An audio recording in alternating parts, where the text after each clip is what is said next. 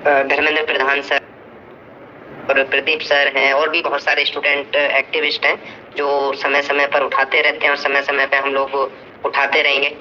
बाकी तो अभी स्टार्ट करते हैं और सुखपाल सर आपको गाइड करेंगे, सब सारे सॉल्यूशंस देंगे ही। प्रदीप सर ने भी ज्वाइन कर लिया है, तो प्रदीप सर को भी मैं माइक के लिए इनवाइट किया है मैंने, प्रदीप सर को भी, क्योंकि और सुखपाल सर से मैं एक निवेदन ये करता हूँ कि अगर सर प्रदीप सर के लिए रिक्वेस्ट भेज दें, मैंने भी भेज दिया अपनी तरफ से, लेकिन शायद हो सकता है नेटवर्क की वजह से मेरा रिक्वेस्ट नहीं पहुंचा उस माइक का, तो मैं सिर्फ अभी इतना ही बोल पाऊंगा। बाकी जो प्रॉब्लम्स हैं, आपकी प्रॉब्लम्स हम लोग डे बाय डे उठाते रहेंगे सभी लोग। और सुखपाल सर और प्रदीप सर को मेरा तहे दिल से धन्यवाद कि हमेशा मुझे जैसे एक पिता का सहारा होता है बच्चों पर, वैसे ही मेरे साथ हमेशा खड़े रहते हैं मेरे पिता के समान, और गाइड करते रहते हैं कि आपको ये करना। तो मैं हमेशा आभारी हूँ प्रदीप सर और सुखपाल सर का कि हमेशा गाइड करते रहते हैं मुझे भी, क्योंकि मैं तो अभी बच्चा ही हूँ। बाकी तो सब इनकी छत्र छाया में होता है, प्रदीप सर और सुखपाल सर की में। और अर्चित सर भी ज्वाइन कर लेंगे थोड़ी बहुत देर में। बाकी देखते हैं। अब मैं माइक आदरणीय प्रदीप सर को देना चाहूँगा कि प्रदीप सर भी अपनी बात रखें और बच्चों को आगे क्या जो प्रॉब्लम्स हैं उस पर चर्चा करें। प्रदीप सर जूझ रहे हैं उस समस्या को प्रधान जी तक पहुंचाया, और जहां तक मुझे पता है मीटिंग बड़े ही सौहार्दपूर्ण वातावरण में संपूर्ण हुई, बड़े ही प्यार से बातों का एक्सचेंज हुआ, एंड आई एम होपफुल कि वहां से एक बहुत अच्छा सोल्यूशन बच्चों के लिए निकलना चाहिए। जैसा कि मैं हमेशा से कहता आया हूँ, एक आदमी अकेला कोई भी कुछ नहीं कर सकता। वो मैं हूँ, सुखपाल भाई हो, पवन हो, और भी जितने भी एक्टिविस्ट बच्चों के लिए लड़ते रहते हैं या बच्चे खुद, मेरा हमेशा से मानना है कि एक हमेशा अकेला होता है और एक मिलके बन जाते हैं 11, और 11 और 1 मिलके बनते हैं 111, और ऐसे ही ये गिनती आगे बढ़ती रहती है। तो मेरा सबसे एक नम्र निवेदन यही है कि जब भी हम किसी भी मुहिम में, जिसमें हम बच्चों के लिए न्याय की बात करते हैं, जिसमें हम सामाजिक न्याय की बात करते हैं, जिसमें हम सबसे इम्पोर्टेंट एक ऐसी लड़ाई लड़ना चाहते हैं जिस लड़ाई पे बहुत कम लोग हमारा साथ दे रहे होते हैं, ऐसे केसेस में हमें कोशिश ये करनी चाहिए कि कॉज को लीड कोई भी कर रहा हो, चाहे वो मुझसे उम्र में छोटा हो या मुझसे उम्र में बड़ा हो, चाहे उसके ट्विटर में ज्यादा फॉलोवर हो चाहे कम फॉलोवर, ये चीज मैटर नहीं करनी चाहिए। मैटर क्या करना चाहिए, अगर कॉज जेन्युइन है तो इनफैक्ट बिना हेल्प मांगे भी हमें आगे बढ़ के हेल्प करनी चाहिए। होता क्या है, कभी कभी हमारे पर्सनल थिंकिंग या पर्सनल विचार, या उसने मुझसे बात नहीं करी या मैंने उससे बात नहीं करी, ये भी कभी कभी आगे आ जाती है। तो जिस दिन हमने डिसाइड कर लिया कि हम सब एक हैं, हम सबका मुद्दा एक है, मुद्दा हमारा ये है भारत में शिक्षा में अच्छा बदलाव लाना, बच्चों के जो मुद्दे हैं, पेरेंट्स के जो मुद्दे हैं, जो अभी तक लोगों की निगाह में नहीं चढ़े हैं। समस्या क्या है कि मिडिल क्लास में ज्यादातर समस्या सबसे बड़ी यही होती है कि वो अपनी दुनिया में ही व्यस्त रहता है, उसको ज्यादा दुनिया से मतलब होता नहीं है। जब तक उसके अपने साथ कुछ अन्याय नहीं होता, उसे लगता है कि दुनिया में सब कुछ ठीक चल रहा है। बट मेरा ये मानना है कि एक बार अपने दाएं भी देखना है, एक बार अपने बाएं भी देखना है, एक बार अपने साथ में भी देखना है। अगर लगे कि मेरे पड़ोसी पे कोई मुसीबत आई है, तो अगर मैं उसकी कोई मदद कर सकता हूँ, तो मैं अश्योर करता हूँ कि वो मुसीबत कभी आपके घर तक पहुंचेगी ही नहीं। तो इसलिए कभी भी किसी भी कॉज में, स्पेशली बच्चों की या पेरेंट्स की कॉज में, अगर हम एक दूसरे की मदद करेंगे, सब साथ मिलकर चलेंगे, तो हर कॉज में हम सक्सेस पा पाएंगे। जैसा कि आपको पता ही है कि अभी ज़्यादा टाइम भी नहीं हुआ इस बात को, जब हमारे आदरणीय सुप्रीम कोर्ट ने हमारी पिटीशन जो गई थी सुप्रीम कोर्ट में अपने जी मेज के बच्चों के लिए, तो उन्होंने कहा था कि हम आपको डिस्पोज ऑफ कर रहे हैं और आप जाके अथॉरिटीज के पास जाइए। एंड ज़्यादातर लोगों ने मान लिया था, ज़्यादातर बच्चों ने भी ये मान लिया था कि अब कुछ नहीं हो सकता। लेकिन हम कुछ लोगों ने ये सोचा कि जहाँ पे मांग जायज़ है, हो सकता है कि हम अपनी बात उच्च न्यायालय तक से पहुंचाना पाए हो। तो हमने कोशिश करी, 1 करके 11 हुए, 11 करके 21 हुए, 21 करके 111, और करते करते ये बात हर जगह पहुंच गई कि बच्चों की मांगे जायज़ हैं। फिर धीरे धीरे मीडिया ने नोटिस किया, धीरे धीरे न्यूज़पेपर से नोटिस किया, फिर हमको जगह जगह सपोर्ट मिला, और अंत में सुखपाल भाई का बहुत बड़ा हाथ रहा, पवन भाई का बहुत बड़ा हाथ रहा, और भी सारे के सारे लोगों ने बहुत मदद करी। उससे फायदा क्या हुआ कि अल्टीमेटली बच्चों को जी का जो पोस्टपोनमेंट चाहिए था वो मिल गया। तो इस पूरे कथन का एक ही वक्तव्य है, जब हम लड़ाई शुरू करते हैं ना, रिजल्ट का पता किसी को भी नहीं होता कि परिणाम क्या आने वाला है। मुझे नहीं पता कि ओबी का हमारा परिणाम क्या आएगा, लेकिन इतना मुझे पता है कि हमने अगर अपनी 100% एफर्ट दी, तो हमें ये कभी भी गिल्ट नहीं रहेगा कि हमने ट्राई नहीं किया। तो मेरा मानना है ट्राई करते रहना है हर कॉज के लिए, चाहे वो नीट की कॉज हो, चाहे वो जी की कॉज हो, चाहे वो ओबी की कॉज हो। जो जेन्युइन कॉज है, मिलके साथ लड़ेंगे, मिलके काम करते रहेंगे। अब मैं माइक दोबारा से सुखपाल भाई को दे रहा हूँ। आई थिंक अरिजीत भाई ने भी ज्वाइन कर लिया है, तो सब अपने अपने विचार व्यक्त करें। बच्चों की जो जो मदद हो सकती है हम सब करते रहेंगे, एंड दोबारा मौका मिला तो मैं फिर बोलूंगा। तब तक के लिए माइक सुखपाल भाई को। थैंक यू सुखपाल भाई। Thank you. मैं ज़्यादा टाइम ना लेते हुए अर्चित सर का सबसे पहले धन्यवाद देता हूँ। वैसे तो सर जो है अर्चित सर कोई इंट्रोडक्शन के मोहताज नहीं है। जिस मुखरता से जिस पैशन और कमिटमेंट के साथ ये students, parents, education related issues उठाते रहे हैं, वो अपने आप में एक मिसाल है। और मैं अगर बात करूं, कोई भी कंसर्न हो, सिर्फ एजुकेशन ही नहीं और भी कुछ इश्यूज अगर हो, तो सर जो है ही हमेशा जो है जो भी जितना पॉसिबल होता है उससे 110% देते हैं। तो ये काफ़ी स्टूडेंट्स के कंसर्न आ रहे थे। हमने 2-3 दिन पहले भी सर को रिक्वेस्ट किया था, ऑल्दो सर के पास थोड़ा टाइम की अवेलेबिलिटी थोड़ी कम रहती है, लेकिन फिर भी इन्होंने एग्री किया कि चलो he will try and help us out. ज़्यादा मैं समय नहीं लूँगा। I will now request him to speak and take over the mic. Over to you Arjit sir. Thank you so much for your kind words Sukhpal sir. और जो भी यहाँ बच्चे हैं सभी को वेलकम मेरा। मैं आज थोड़ा बोलने की हालत में नहीं हूँ क्योंकि मुझे थोड़ा सा कोविड जैसे सिम्टम लग रहा है, पूरा मेरा गला बहुत बुरी तरह से ख़राब है। तो मैं आज माफ़ी चाहूँगा आप सभी से। मैं बस आप लोग जो भी डिस्कस करोगे मैं उसको सुनूँगा, समझूँगा और उसको आगे कैसे इम्प्लीमेंट करना है उसको लेकर सोचूँगा कि हम मीडिया के थ्रू कैसे उस चीज़ों को लोगों तक पहुँचा सकते हैं। Thank you. Thank you Arjit sir. मैं ज़्यादा टाइम ना लेते हुए जो सीक्वेंसिंग है वो इस तरीके कर लेते हैं। पहले जो DU स्टूडेंट्स हैं उनका डिस्कस कर लेते हैं, उसके बाद नीट UG का, फिर नीट PG का, फिर CBSE इंटरनल असेसमेंट के जो इश्यूज हैं वो डिस्कस कर लेते हैं। बस मेरी सिर्फ यही रिक्वेस्ट है स्टूडेंट्स और बाकी जो वेल विशर्स हैं कि हमें जो भी बात करनी है वो फैक्ट्स के ऊपर बात करनी है, वो जेन्युइनिटी के ऊपर बात करनी है, यूनिटी के ऊपर बात करनी है और किस तरीके से कंस्ट्रक्टिव वे में हम इसको आगे ले जा सकते हैं। मैं पवन बराना जी को रिक्वेस्ट करूंगा कि आज जो मीटिंग रही और बाकी OBE का क्या जो दिल्ली यूनिवर्सिटी का है वो ब्रीफली एक बार अर्जित सर की नॉलेज में भी अगले 2-4 मिनट में आप डाल दीजिएगा क्या रहा। उसके बाद मैं सौरभ से रिक्वेस्ट करूंगा कि नीट UG का जो रिप्रेजेंटेशन वगैरह रेडी है, क्या उनका कंसर्न है वो आप रख सकते हैं। एंड देन आपके बाद फिर हम स्टूडेंट से डायरेक्टली क्वेश्चंस लेना शुरू कर देंगे और फिर प्रदीप सर और बाकी लोग जो है in due course of time हम आपस में डिस्कस करेंगे। बस मेरी सिर्फ यही रिक्वेस्ट है पवन जी से, सौरभ जी से और बाकी सभी से कि एक बार ये जो लिंक है वो ग्रुप्स में प्लीज शेयर कर दीजिएगा, बिकॉज बार बार पॉसिबल नहीं हो पाता अर्चित सर के लिए भी टाइम निकालना और आप और हम सब के लिए भी कि हम ये डिस्कशन लंबा करते रहें। हम क्या हमारी अप्रोच रहेगी, गवर्नमेंट के साथ क्या अप्रोच रहेगी, कोर्ट जाना है तो क्या अप्रोच रहेगी, रिप्रेजेंटेशन है क्या है, वो सारी चीजें हैं आज हम डिस्कस करेंगे। Over to you Pawan Barana ji. सबसे पहले thank you very much Sukhpal sir और specially thank you Archit sir की आपने हम लोगों की और सुखपाल सर की रिक्वेस्ट से आपने बच्चों को ज्वाइन किया और जो प्रॉब्लम है आप उनको सुन रहे हैं और साथ में जितने भी वेल विशर्स हैं इंक्लूडिंग प्रदीप सर, सभी को तहे दिल से मेरा धन्यवाद। जो ये DU का जो हमारा मुद्दा उठा हुआ है, काफ़ी टाइम से DU का मुद्दा उठा हुआ था, तो एक मीटिंग हमारा स्पेस चल रहा था तो उसमें दिव्यांशु ने ज्वाइन किया था, उसी ने ये मुद्दा दिव्यांशु जी ने उठाया था, उन्होंने ही हमको बताया था इसके बारे में।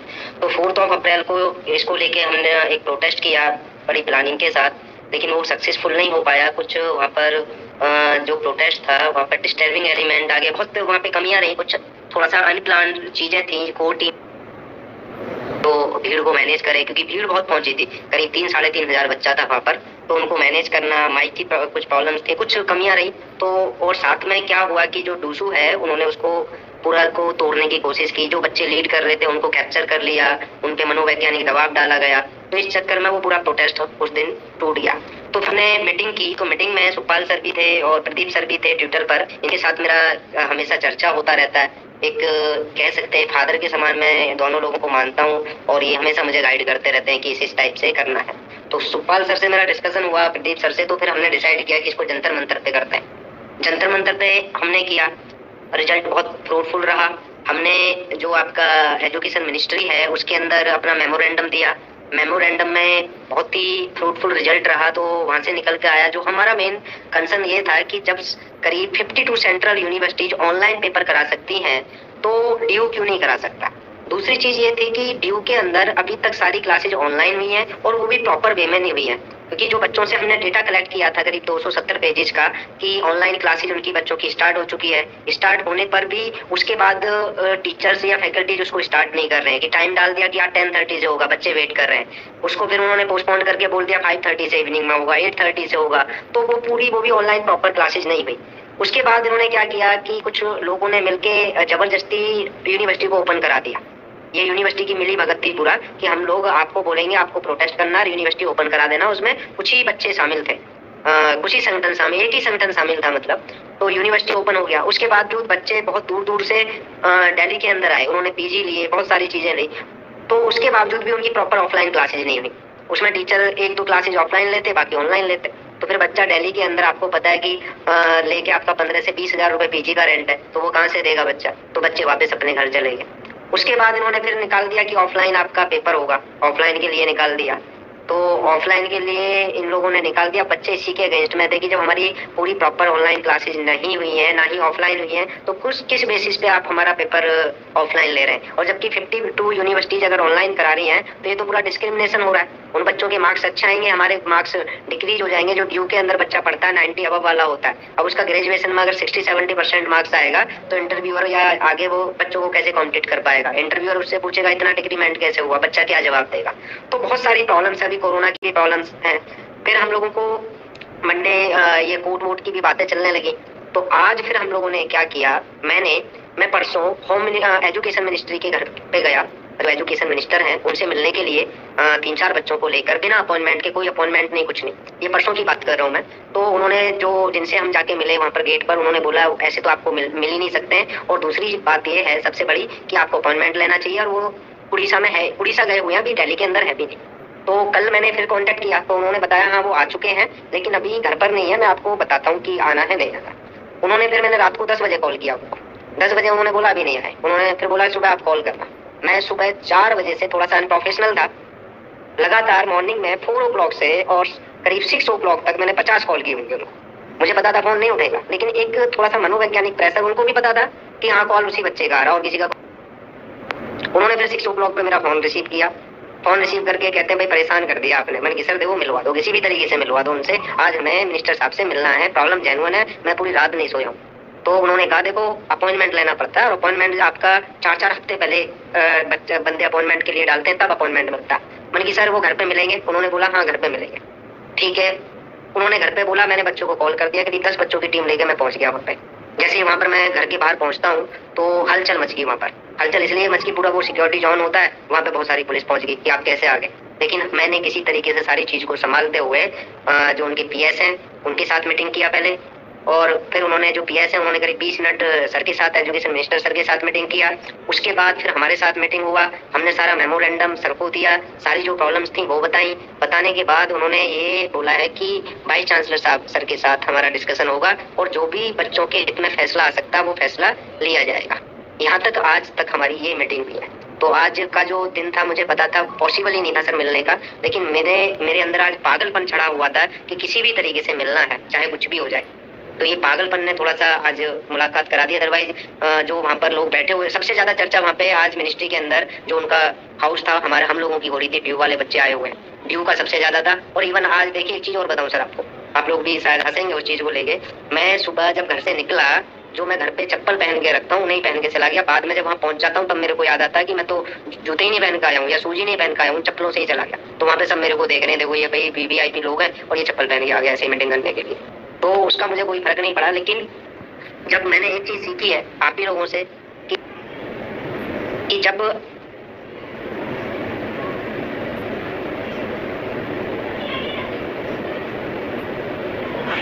पवन जी आपकी आवाज चली गई है। ओके, जब तक पवन जी ज्वाइन करते हैं, नीट यूजी और नीट पीजी का कोई स्टूडेंट है या सौरभ है, आप क्विकली अपडेट करिए कि क्या कंसर्न है और इसको कैसे ले रहे हैं। हमारे साथ हिमांशु जी भी जुड़ गए हैं, आपका भी स्वागत है। तो ये सारा कुछ अभी तक हुआ है, बाकी आगे क्या प्लान करना, कैसे करना, जैसे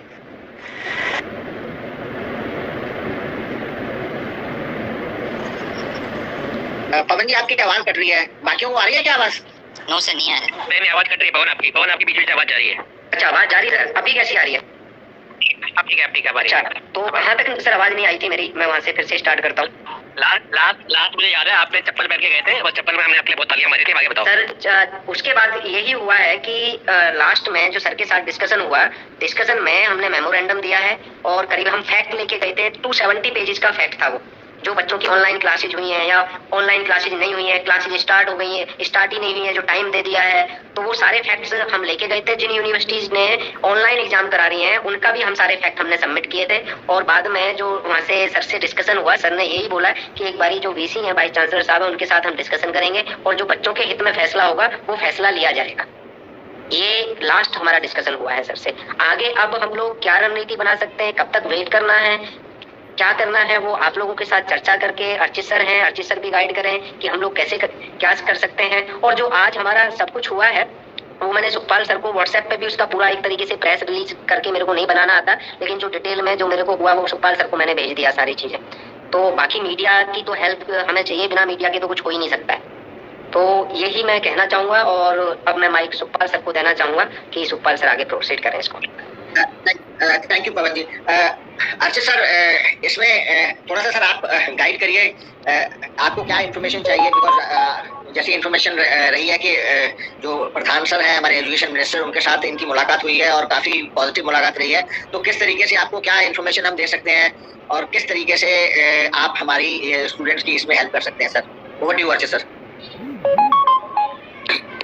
हमारे एजुकेशन मिनिस्टर ऐसे व्यक्ति हैं जो फिलहाल के हैं अभी धर्मेंद्र प्रधान जी, जो छात्रों की ऐसा नहीं है कि वो छात्रों को बहुत ज़्यादा अनदेखा करते हैं, ठीक है। पोखरियाल और धर्मेंद्र प्रधान जी में बहुत अंतर है। पोखरियाल जी का क्या होता था कि वो एक चीज़ को करने के लिए बहुत लाइमलाइट में आने की कोशिश करते थे, वो एक छोटा छोटा रिजल्ट भी खुद से रिलीज करते थे और उनकी स्ट्रेटेजी अलग थी, ठीक है। वो एक छोटी छोटी चीज़ों को खुद से अनाउंस करते थे और बच्चों को बहुत इंतजार करना पड़ता था उसके लिए, बच्चे बड़े परेशान होते थे पोखरियाल जी के समय में। अभी तक जो हमने देखा है इनका जो कार्यकाल जैसा रहा है बहुत अच्छा रहा है और बच्चों की इश्यूज़ को समझ रहे हैं, सुन रहे हैं। भले इनके पास पहले एजुकेशन मिनिस्ट्री नहीं रही है, लेकिन फिर भी चीज़ों को समझ रहे हैं। और मिनिस्ट्री में अभी फिलहाल जो ऑफिशियल्स बैठे हुए हैं वो भी काफ़ी एक्सपीरियंस्ड है। विनीत जोशी जी हैं, जॉइंट सेक्रेटरी सीबीएसई के चेयरपर्सन रहे हैं, एनटी के डायरेक्टर भी हैं अभी वो।